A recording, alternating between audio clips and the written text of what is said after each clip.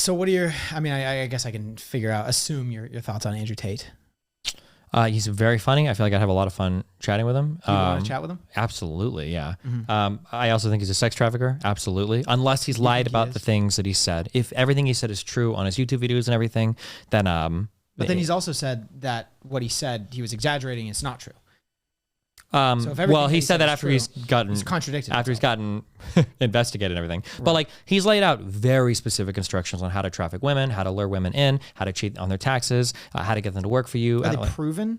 No. This proven, is just proven to be like good methods of doing that. Yeah, it's like standard pimping 101. Like everything he says is like very, very standard. Like he even uses some of the terminology. Like he'll talk about like bringing a new woman. He'll bring in another woman that he's been fucking for a long time, his bottom bitch. He says these terms. He'll get that woman to convince the new woman to do like kind of like sex work without him actually saying anything, so that those two will go off and he'll have his bottom bitch convince her to get into the trap, blah, blah, blah. Like he like using these terms, using these words, he's explained all of this. Yeah. Okay. And then he's even talked about like, oh yeah, like when I'm doing tax for these women, I'm supposed to pay them, I think he says 50-50. I think he might say 50-50, but then he says, but he'll steal like 20% on the taxes because women are too stupid in these trades to do taxes. And sometimes if the woman says like, well, hold on, how much am I paying? He'll like print out some fake tax forms and give it to them. And they're like, oh, okay, I trust you. And he'll like have them sign fake shit and do it. Like he's talked in detail all of that. Now, it could all just be fake and he's like lying and exaggerating it all. But if it is true, it's obviously sex trafficking.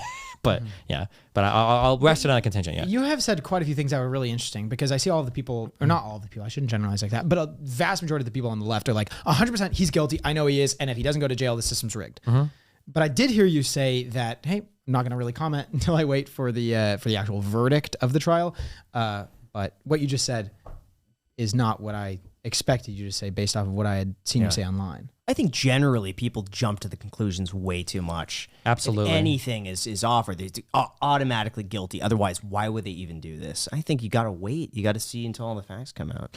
I'm curious what you've seen of mine because I try really hard to qualify that. I just watched it. Like I was eating lunch today and I heard you say like, yeah, you know, I say what I always say, you got to wait for the verdict on the trial. Yeah. Oh, okay. I thought you were saying I said the opposite. Okay, gotcha. No.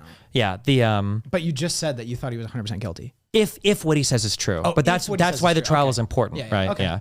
One, this is a strategy that I tell people sometimes to help you change ideas is don't ever make an idea part of yourself unless you know 100% for it to be true. Always qualify what you're saying so you can get away from something if it ends up being incorrect. So for instance, on the Andrew Tate stuff, I don't know 100%. I'm honest about that. Now, if I were to stake a whole bunch on like, he's absolutely fucking guilty, I know it, blah, blah, blah.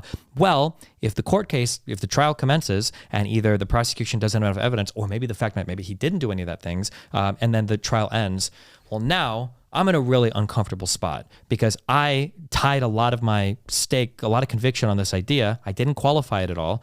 And now I either have to come out and say I was completely wrong, which undermines my character a lot, or what's more likely to happen is I'm going to say, oh, the trial was rigged, right? And this is what's going to happen with all the pro-Tate people or the anti-Tate people, depending on how the trial goes, right? No matter what happens, one side is going to say, oh, it was clearly fucking rigged because they're so bought into the narrative that either all of the charges are fake and drummed up or that he's 100% a trafficker who's raped like multiple women. But if you qualify things, you're careful. So like I've said this over and over and over again, he should go to court. They should have the day in court. If what he said is true, he's definitely a trafficker, but maybe he exaggerated it. If they go to court and they find out, like they play the videos, they do the research, and a lot of it was actually just exaggerated or drummed up, and they didn't actually do these things, then it's very easy for me to point back, like, oh, hey, listen, I said if they made it up, then it's obviously not true. So yeah, he's not a trafficker, and I can get off of that very, very easily. So it saves me the ability of having strong conviction on ideas that I don't know about, and it saves my credibility and my character and my self-respect because I didn't like have to like either backtrack or just double down on some horrible thing. Yeah.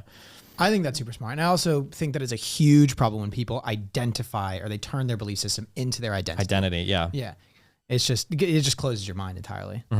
Yeah, because then like an attack, I'm a person that supports capitalism. I'm not like a capitalist. I am a capitalist. But like, if you show me something better, I like capitalism because I think it does a lot of things really efficiently. But if you show me it doesn't, well then fuck capitalism. You don't have a personal attachment. Yeah, exactly. But if you have the more personal attachment to your ideas, then when somebody attacks them, they're not attacking the ideas, they're attacking your character. And that's not people don't realize your character is never up for debate. Nobody's going to come up to a debate and be like, okay, I might be a bad person who's really stupid. That's never going to happen. So if you've internalized these ideas so much, that means that anytime somebody attacks them, it's a personal attack, and now you're fighting for your life in a conversation because you don't want to be wrong or stupid.